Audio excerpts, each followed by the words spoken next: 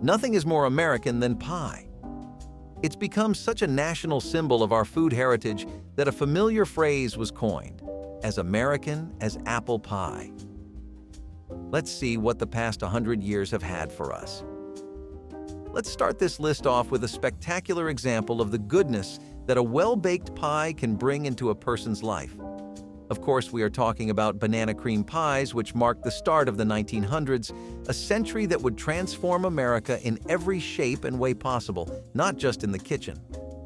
Of course, us and even our parents are really used to seeing this simple pie, consisting of just a soft cream pie with whipped cream and bananas in cookbooks everywhere, but when did it first make its debut?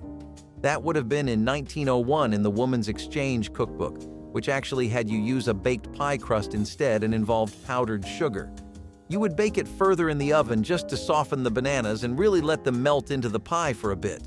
But besides that, the recipe has remained rather consistent. I mean, why mess with what works, especially when it works so brilliantly? Banana cream pies have been a trademark of bakeries throughout America for a very long time now. They are also an extremely common choice for Easter dinners, lunches, and celebrations. But that is not the only place this pie gets a warm welcome. In 1951, it was also named the favorite dessert of the armed forces, so you can consider this an honorary veteran in its own right. Some people make it as a custard pie instead using vanilla custard, and they also put graham crackers in there. We would love to hear your take on this classic in the comments. Now, icebox pies from the 1910s can be a lot of different things: chiffon pies and pudding pies, key lime pies, or a blind baked pastry. There is a lot of variety to look forward to if you are fiending for an icebox pie, and banana cream pies technically come into this genre too. They are typically thought of as no-bake pies, and most use condensed milk or pudding, with crusts typically being made out of biscuits like crackers or shortbread, and for the especially sweet-inclined individual, vanilla wafers as well. Icebox pies really took off in the south of the U.S. In the 1910s, most households in the South were farming households, and for them, having constant access to electricity and refrigeration was uncommon, unlike those in the city. Naturally, that also meant that having a working oven at all times was more of a luxury than a guaranteed amenity. But pies were just as popular in the South as they were elsewhere in the nation. What people came up with as a result were icebox pies, which did not need to be baked and could be kept in an icebox, which was a common item for any Southern household. Since they were so diverse and convenient to whip up, they stuck around for a long while. Looking back at the icebox pies, many people felt they were a convenient dish to make for large dinners. This meant multiple households in the 1910s were enjoying icebox pie, a dessert that is a rarity today. Pineapple upside-down pies do not work, but pineapple upside-down pies definitely do. Emerging in the 1920s, the pineapple upside-down pies were a lot more visually appealing than you might be imagining right now, and we do not blame you. Hearing your dessert comes upside down by default definitely raises some cause for concern, and at least an eyebrow or two. However, it would just be a pie built sort of in reverse. You had the pineapple as the base and cake batter poured over it, with nuts and maraschino cherries as toppings. Once this was baked, you would flip it to make the bottom of the cake the top, and that is where the name comes from. This cake would typically use pineapples and brown sugar, but some versions substituted those for apples or pears and powdered sugar instead. We'll stick to the traditional recipe today, though, which actually made its first appearance in the 1920s when it was at its peak in terms of popularity. It started off its food journey with a Seattle charity cookbook that was called Pineapple Glace, first appearing in bookshelves during 1924. The second time the nation saw this odd cake was in 1925 in a women's magazine featuring a gold medal flower ad. It was a bright yellow dish with nice contrasting red cherries on top, so it was a feast for the eyes as much as it was for the mouth. It was also the perfect way to show off your cooking skills at a family gathering, plus the fact that you could make it with just canned pineapples made it extremely cost-efficient. Vinegar pie is really commonly associated with the Great Depression, but it was actually in the mainstream of America's lunch choices as far back as the 1930s, and it may have made its legacy even earlier than that. Most of the 19th century recipes used pretty simple ingredients to make an incredibly flavorful pie. These ingredients would be things like water, molasses, and just some flour and vinegar. With a recipe that is this frugal, you can definitely see how this came to be associated with one of the hardest economic patches of the country ever. But vinegar pies have been an American classic even when the bills are not breaking your back. People would swap out some of the ingredients for more fancier ones, like replacing molasses with refined granulated sugar. But most of the 1930 pies typically stuck to a very simple and straightforward game plan. Some people would use apple cider vinegar or top it off with cinnamon. But the former was less commonly practiced, as people thought it made the pie taste too much like an apple brown Betty instead of a sweet vinegar pie. Do you think you would like to try this? Since it is quite easy to make, it might be the perfect idea for a lazy Saturday. Let's talk a little more about history, since this next one is truly as old as America itself. Popularized most in the 1940s, apple pies truly became a hallmark dessert in American traditions. Nobody can think of the United States without thinking about apple pies, Uncle Sam's very own favorite throughout the decades. Maybe it has fallen out of daily vocabulary nowadays, but back in the 1930s, the phrase "as American as apple pie" was widely used. Actually, it was even popularly used in the 19th century. Just like people think of rock and roll, baseball, and root beers when they think of our country, apple pies go along with a white picket fence almost as well as red and blue on the American flag. Still, that leaves the question of where and when exactly it got its reputation. You would be surprised, but apples were not really native to the land when America was first formed, and our forefathers did not just start pushing out pies after the Declaration of Independence. Apple pie was something that the first European settlers introduced to the country, and it would consist of a simple crust with apples baked into the pie. The cultural fabric of America's food scene cannot be analyzed without taking into consideration apple pie, which continues to be a Christmas favorite of many households even today. It was definitely much more in its element during the 1940s, though. Apple pie's long-held claim to fame does not lie in its flavor or that it is easy to make, but that it gives you a genuinely bakery-level dish with a list of ingredients that are accessible to the entire population. Speaking of a pie that has ingredients so easy that just about anyone could make them, another one that fits that bill despite not being as widely beloved is the Jell-O pie.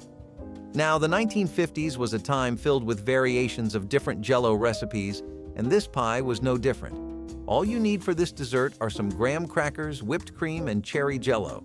You could sweeten the pot even more with some fresh strawberries, but overall, this is an incredibly easy dish to make that has seen a lot of mileage on America's cooking path so far. Jell-O had already been one of the most popular American snacks and desserts since as far back as the 1800s. And sure, we might now be very accustomed to seeing countless Jell-O recipes. What you may not know is that Jell-O pies walked so all the gelatin goodies of today could run, and that could not be truer than in the 1950s. Flavors like lemon, orange, and raspberry were also just as popular, and there was a spike in how many people were fans of Jell-O pies when the memorable chocolate flavor came out. The best thing about a Jell-O pie, which sets it apart from apple pies, is that it was as hard and complicated as you wanted it to be. While apple pies were easy to make and assemble, the prep was always the same and they had a fixed difficulty. With Jell-O pies, though, you could be looking at a 3-ingredient no-bake pie or a 10-step full-on dessert with whipped cream and flashy toppings. It was all up to you. Having that sort of creative liberty not only made it very fun to eat, but incredibly satisfying to make. A grasshopper pie from the 1960s is not as easy as the other two we just went over, since it is based on a rather tricky cocktail even for bartenders with a good few months of swishing drinks around under their belt. The cocktail takes half an ounce of cream, with some white crème de cacao and crème de menthe. You would strain this into a glass, but you would not stop there. What people saw as a good drink, bakers saw as a blindingly obvious opportunity as they used the cocktail as the basis of no-bake pies with melted marshmallows and whipped cream. Poured into a chocolate crumb crust, baked and then chilled, grasshopper pies were a roller coaster for your taste buds and the perfect way to spice up any kind of evening into something much more exciting than you were imagining. They were an incredible party food, or an even better humble brag. And the chocolate crumb crust was just the kind of shake-up that Americans needed as people were getting a little tired of store-bought crusts and typical graham cracker crusts. The St. Petersburg Times in 1968 once were incredibly shocked at the amount of recipes they received for this pie when one simple reader asked for a recipe, and it made its first appearance in readable material when Gene Anderson dropped the American Century Cookbook. It was either that or the 1963 Gourmet's Menu Cookbook. Critics cannot exactly make up their mind as to when the pie first appeared in the landscape of America's bakeries. Despite it being so popular in the 1960s, did you know a lot of folks used to think it involved actual grasshoppers? Now that is one pie we are not seated for. Let's move on to the 1970s with mud pies, which first became extremely popular in Mississippi and soon all of the United States of America as the chocolate pie of the entire nation. The reason it was called a mud pie was because the really dark brown, gooey chocolate sauce reminded natives of the state of the muddy banks of the Mississippi River, which is a really cute story if you think about kids playing next to the river, then coming back home for a fresh hot mud pie. Luckily, it tastes a lot better than the inspiration for its naming choices, nothing at all like mud, don't you worry. Typically, you have a chocolate custard served in a crumbly chocolate crust, and some people really take the caloric aspect of the dish to an all-time high with servings of ice cream, whipped cream, or vanilla yogurt. It was firstly only associated with the south of the USA, but that was not the case for too long. Some variations of the dish strayed a lot from the original, even involving liquor. Moving on to the chocolate pudding pies that became popular in the 1980s. Remember how we just talked about recipes being deeply beloved because they were accessible to the general public? Well, when the general public begins healing from a lot of economic pitfalls and droughts, they also tend to splurge a little bit. Chocolate pudding was an example of that, but when the widespread consumption of pudding led to pudding pie, we all thanked God just a little bit more than yesterday. Pudding was originally thought to be a dessert only for the upper class and the wealthy, but in the 1980s it became something that was readily available to a lot more than just the blue-collar workforce and their families. Chocolate and vanilla pudding pies took center stage as they would use puddings for the filling in crusts made out of crushed cookies or graham crackers. Some would use shortbread or buttery pastries, and eventually people started incorporating more tropical flavors like strawberry and blueberry pudding as well. Here's something you can put on the menu for your next birthday, and it may even outshine the cake itself, literally and figuratively. Confetti pies have been a party since the 1990s that people maintain rather religiously, and that goes double if the party is for children.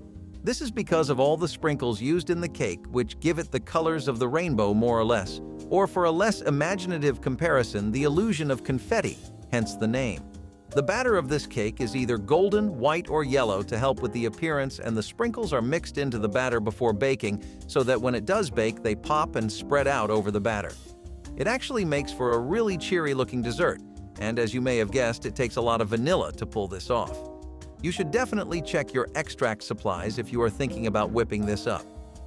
Confetti pies may have originated from Betty Crocker's original Confetti Angel food cake mix as an offshoot, but no one can really say who the first to do it was, since confetti cooking became its own niche genre with things like confetti cookies and cereal bars as well.